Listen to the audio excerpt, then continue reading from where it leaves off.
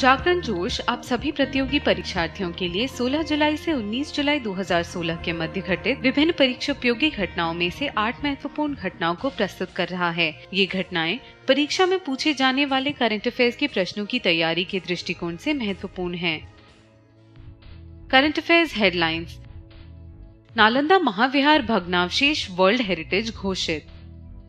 BCCI में प्रशासनिक सुधारों की लोढ़ा समिति की सिफारिशों को मंजूरी। पूर्व क्रिकेटर नवजोत सिंह सिद्धू ने राज्यसभा की सदस्यता से इस्तीफा दिया। यूनेस्को द्वारा तुर्की के संगीतकार कुर्सी एरुगनर को आर्टिस्ट फॉर पीस चुना गया। दीपिका पल्लिकल और सौरभ घोषाल ने राष्ट्रीय स्क्वैश खिताब जीता। रेलवे ने कोहरे से निपटने हेतु त्रिनेत्र नामक यंत्र विकसित किया।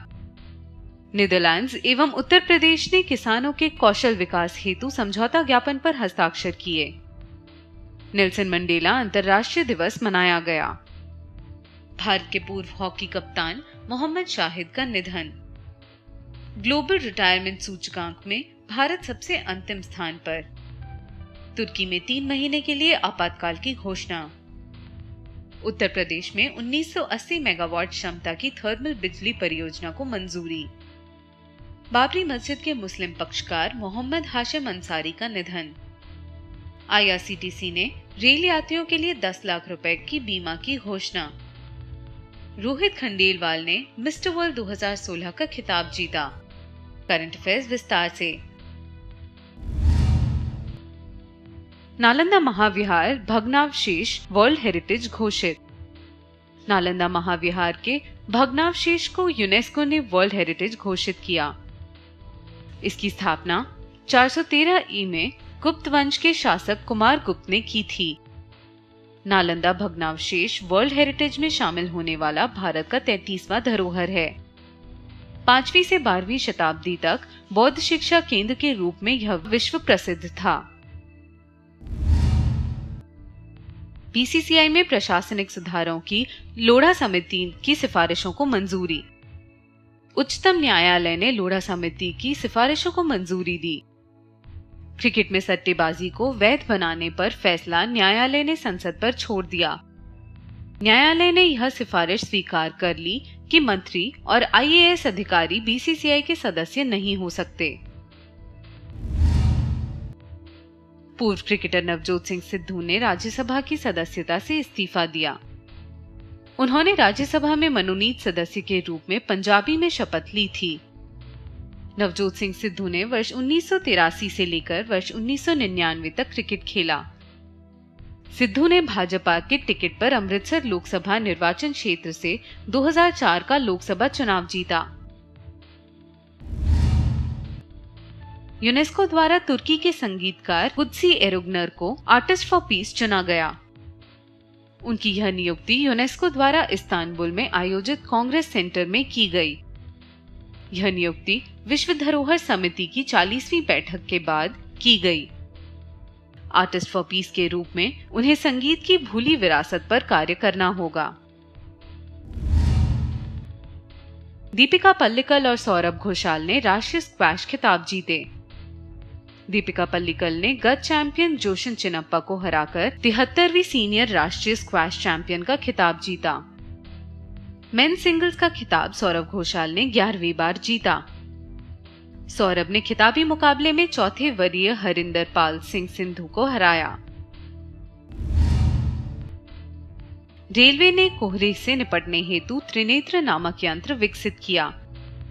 त्रिनेत्र नामक यंत्र से ड्राइवर को घने कोहरे में भी आसानी से ट्रैक देखने में मदद मिलेगी। रडार के जरिए त्रिनेत्र को अपने सामने और आसपास मौजूद वस्तुओं की जानकारी मिल जाती है। डॉपलर तकनीक पर काम करने वाले रडार सिस्टम से उस वस्तु के गतिशील होने या स्थिर होने का भी पता चलता है। नीदरलैंड्स एवं उत्तर प्रदेश ने किसानों के कौशल विकास हेतु समझौता ज्ञापन पर हस्ताक्षर किए। इस एमओयू के तहत किसानों को खाद्य प्रसंस्करण, गन्ना उत्पादन, आलू की खेती तथा डेयरी विकास आदि में आधुनिक तकनीकों से परिचित कराया जाएगा। इसके अतिरिक्त नीदरलैंड सरकार ने आगरा में यमुना की सफाई के लिए भी समझौते पर हस्ताक्षर किए। इसके तहत राज्य में ठोस कचरा प्रबंधन, शहरी विकास तथा इंफ्रास्ट्रक्चर के लिए सहायता की जाएगी। नेल्सन मंडेला अंतर्राष्ट्रीय दिवस मनाया गया। यह दिवस नोबेल शांति पुरस्कार विजेता नेल्सन मंडेला के सम्मान में मनाया जाता है। इस दिवस का उद्देश्य लोगों को विश्व में शांति एवं सौहार्द हेतु बदलाव लाने के लिए प्रेरित करना है। यह दिवस पहली बार 18 जुलाई 2010 को मनाया गया। भारत के पूर्व हॉकी कप्तान मोहम्मद शाहिद का निधन। मोहम्मद शाहिद का जन्म बनारस में 14 अप्रैल 1960 को हुआ था। शाहिद महान हॉकी खिलाड़ियों में ड्रिबलिंग मास्टर माने जाते थे।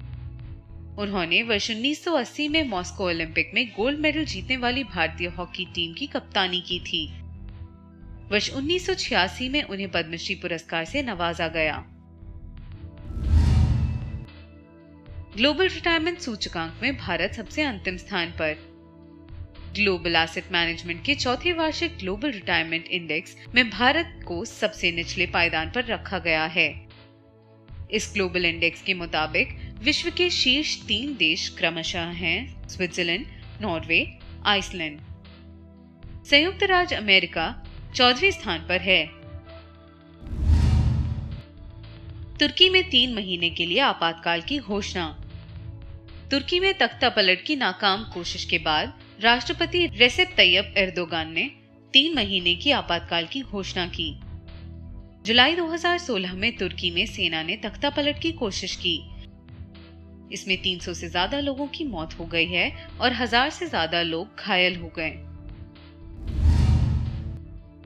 उत्तर प्रदेश में 1980 मेगावाट क्षमता की थर्मल बिजली परियोजना को मंजूरी। इसके तहत केंद्रीय मंत्रिमंडल ने कोयला आधारित घाटमपुर ताप बिजली परियोजना की स्थापना को मंजूरी दी। इस परियोजना को NUPPL नामक संयुक्त उपक्रम कंपनी के माध्यम से स्थापित किया जाएगा। इस परियोजना को 17,237.8 करोड़ रुपए की अनुमानित लागत से कार्यान्वित किया जाएगा। बाबरी मस्जिद के मुस्लिम पक्षकार मोहम्मद हाशिम अंसारी का निधन।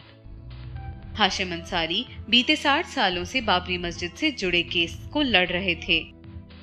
उन्होंने वर्ष 1949 में पहली बार इस मामले में मुकदमा दर्ज करवाया था। उस समय विवादित ढांचे के भीतर कथित रूप से मूर्तियां रखी गई थीं। IRCTC ने रेल यात्रियों के लिए 10 लाख रुपए की बीमा की घोषणा की। इसके तहत भारतीय रेलवे सितंबर 2016 से स्वैच्छिक यात्री बीमा योजना शुरू करेगा। इसके तहत यात्रियों को प्रति टिकट 10 रुपए से भी कम के न्यूनतम प्रीमियम में 10 लाख रुपए तक का इंश्योरेंस कवर मुहैया कराया जाएगा। ट्रेन हादसे में मौत या पूर्ण विकलांगता की स्थिति में यह बीमा राशि देय होगी। रोहित खंडेलवाल ने मिस्टर वर्ल्ड 2016 का खिताब जीता। इसके साथ ही रोहित खंडेलवाल मिस्टर वर्ल्ड खिताब जीतने वाले पहले भारतीय बन गए। हैदराबाद के रहने वाले रोहित ने विश्व भर से आए 47 प्रतियोगियों को हराकर यह खिताब जीता। यह प्रतियोगिता लंदन के साउथपोर्ट थिएटर में हुई। रोहित ने वर्ष 2015 में मिस्टर इंडिया 2015 का खिताब जीता था।